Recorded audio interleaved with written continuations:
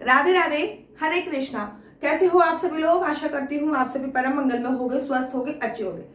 सबसे पहले आप सभी को साल की सबसे बड़ी एकादशी देव उठनी एकादशी की अनंत और अनंत शुभकामनाएं। वैसे पूरे साल भर में 24 एकादशी आती हैं, लेकिन जब भी अधिक मास होता है, जैसे कि इस साल अधिक मास, जैसे कि इस वर्ष अधिक मास था, तो इस साल 26 एकादशी आएंगी।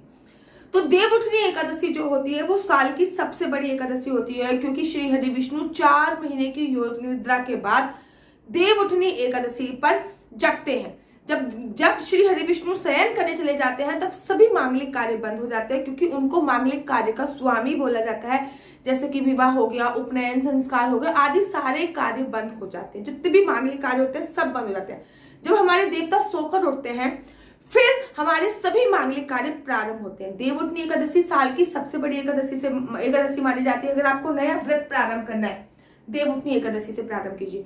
एकादशी के व्रत का उद्यापन करना है, देव उठनी एकादशी पे कीजिए। एक है देव उठनी एकादशी पीजिए। नए लड्डू गोपाल लेके आने हैं, देव उठनी एकादशी पे लेके आइए। नए राधा रानी लेके आनी है, देव उठनी एकादशी पर लेके आइए। और यहाँ तक कि अगर आप देव उठनी एकादशी पर तुलसी विवाह भी कीजिए, तुलसी की परिक्रमा कीजिए, और जितने भी दीपदान है वो भी देव उठनी एकादशी पर कर सकते हैं। देखिए, देव उठनी एकादशी पर जब इतना सब कुछ हो रहा है, तो हमारे बाल गोपाल लड्डू गोपाल कैसे पीछे रह सकते हैं। देव उठनी एकादशी पर बाल गोपाल लड्डू गोपाल की सेवा कैसे करनी है, आज की वीडियो इसी पर आधारित है। देखिए, देव उठनी एकादशी पर सबसे पहले आप सुबह उठेंगे। जब आप सुबह उठेंगे, तब आप पानी में गंगा जल डाल के या फिर आंवले का रस डाल के, तिल डाल के स्नान करेंगे। पूरे कार्तिक स्नान आप कर रहे हो, बहुत अच्छी बात है। अगर कार्तिक स्नान नहीं कर रहे हो तो भीष्म पंचक के जो स्नान है, कृपया करके वो कर लीजिए, जो कि एकादशी से प्रारंभ होकर पूर्णमासी तक होते हैं, 5 दिन के होते हैं। भीष्म पितामह ने इसका वर्णन खुद ही किया है, इसका वर्णन युधिष्ठिर जी को बताया था। तो भीष्म पंचक जिसको बोला जाता है वो जरूर कीजिए, जो कि देव उठनी एकादशी से ही प्रारंभ होते हैं।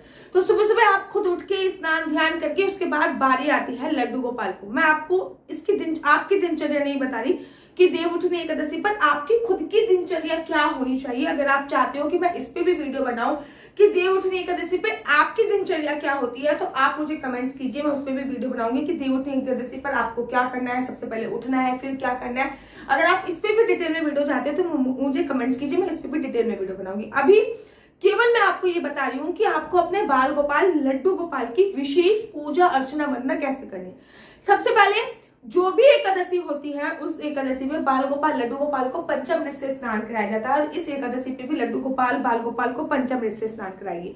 कोशिश कीजिए जब आप पंचामृत से स्नान करा रहे तो उसमें जो जल है वो हल्का सा गुनगुना कर लीजिए, क्योंकि थोड़ा सा ठंड का मौसम हो चुका है। सुबह सुबह बहुत ज्यादा तो नहीं, हल्की फुल्की ठंड होने लगी है, और बालक अभी बहुत ज्यादा छोटा है। तो जब आप पंचामृत से उनको स्नान कराएं, तो उसमें जो जल है, गंगा जल या फिर जल का उपयोग जो भी आप कर रहे हो, उसको लड्डू गोपाल को जब आप स्नान कराएं तो उसको आप गर्म कर लीजिए, ठीक है ना।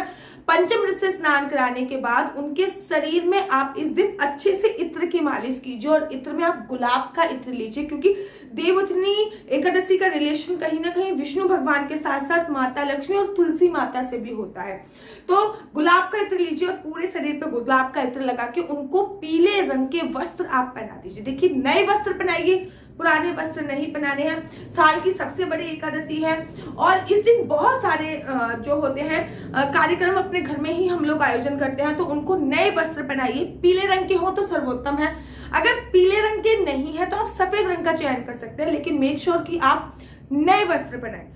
याद रखिए कि एकादशी पर व्रत आपका होता है, लड्डू गोपाल का नहीं होता।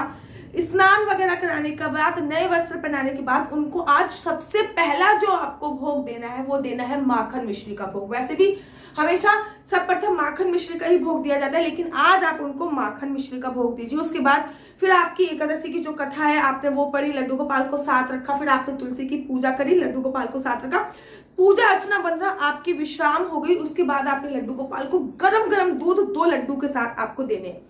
इस दिन लड्डू गोपाल को मिठाई का भोग अवश्य लगाना है। चाहे तो आप वो मिठाई जो है, मिठाई आप चाहे तो घर पे बना सकते हैं या बाहर से लेके आ सकते हैं। आप व्रत वाली मिठाई ले सकते हो, बिना व्रत वाली मिठाई ले सकते हो, क्योंकि कोई कोई मिठाई ऐसी भी होती है ना जिनका सेवन हम व्रत में भी कर सकते हैं, वो वाली मिठाई भी होती है, तो आप वो भी ले सकते हो। और बिना वाली, तो फिर आपको गरम गरम हल्का गुनगुना होना चाहिए, बहुत ज्यादा गर्म दूध मत दे देना। हाँ, वो लड्डू गोपाल को देना है और साथ में आपको देनी है लड्डू गोपाल को मिठाई। मिठाई का भोग आपको लड्डू गोपाल को लगा देना। उसके बाद फिर आप लोग तैयारी करोगे अपने तुलसी विवाह की, देव उठाने की, ठीक है ना। पहले आप देव को सुलाओगे सुबह सुबह, फिर शाम को देव उठाओगे। तो इस बीच में आप अपने लड्डू गोपाल को सुबह सुबह का नाश्ता दीजिए, फिर दोपहर को आपको खाना इत्यादि देना है। अगर आप व्रत वाला खाना देते हो लड्डू गोपाल को तो आप व्रत वाला दीजिए, अगर आप सिंपल खाना देते हो तो आप वो दीजिए। बेसिकली मैं क्या करती हूँ, मेरा मानना ये होता है कि सारे पाप आके अनाज में समाहित हो जाते हैं। इस दिन जितने भी पाप होते हैं सारे पाप आके अनाज में समाहित हो जाते हैं। तो मैं बेसिकली लड्डू गोपाल को अनाज का भोग नहीं लगाती। मैं इस दिन शाम के समय खीर बनाती हूँ, मखाने की खीर बनाती हूँ, केसर डाल के लड्डू गोपाल को वो भोग लगाती हूँ। लड्डू गोपाल को लॉट्स ऑफ फलों का भोग लगाती हूँ। मैं लड्डू गोपाल के लिए आलू की सब्जी बनाती हूँ, मतलब व्रत वाली आलू की सब्जी, उसका भोग लगाती हूँ। कुट्टू के आटे की रोटी बनाती हूँ, उसका भोग बनाती हूँ। मैं अनाज का भोग इस दिन अपने बाल गोपाल लड्डू गोपाल को नहीं लगाती। बड़े सारे लोग पूछते हैं दीदी एकादशी के व्रत में समा के चावल खा सकते हैं? जी नहीं, एकादशी के व्रत में समा के चावल नहीं खाती, इसलिए मैं समा के चावल की खीर नहीं बनाती। मैं जितना भी आइटम बनाती हूँ वो सारा व्रत का ही बनाती हूँ। आप चाहो तो लड्डू गोपाल का विवाह तुलसी माता के साथ भी कर सकते हो, और बहुत सारी जगह ऐसे होता है क्योंकि लड्डू गोपाल भी विष्णु भगवान का ही स्वरूप माने जाते हैं। तो लड्डू गोपाल का विवाह तुलसी माता के साथ भी कर सकते हो। अगर आप तुलसी विवाह नहीं करते हो तो नहीं तो फिर आप शालिग्राम जी का विवाह कर सकते हो, या फिर घर में आपकी विष्णु भगवान की जो भी प्रतिमा है जिसमें लक्ष्मी जी ना हो, साथ में लक्ष्मी जी नहीं होनी चाहिए, उनके साथ आप तुलसी विवाह कर सकते हो। अगर आपके घर पे तुलसी विवाह नहीं होता है तो आप केवल और केवल तुलसी की 108 परिक्रमा अवश्य कीजिए। लड्डू गोपाल को भी वहीं पे बिठा लीजिए और फिर तुलसी की 108 परिक्रमा कर दीजिए। कोशिश कीजिए तुलसी विवाह कीजिए।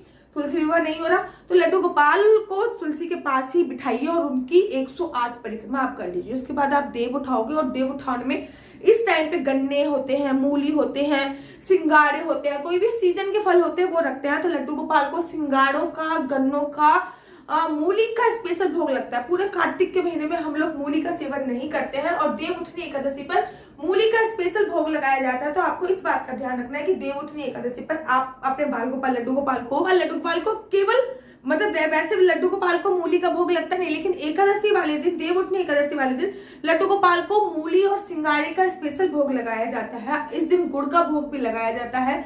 तो आप उनको व्रत वाला खाना दीजिए, ठीक है ना। इस प्रकार से आप उनकी स्पेशल सेवा कर सकते हो। इस दिन आप लड्डू गोपाल को कुछ भी चीज उपहार में जरूर दीजिए। जैसे कि उनके पास गाय नहीं है तो गाय ला के दीजिए, एक जोड़ी वस्त्र आप उपहार में दे सकते हैं, ठीक है ना।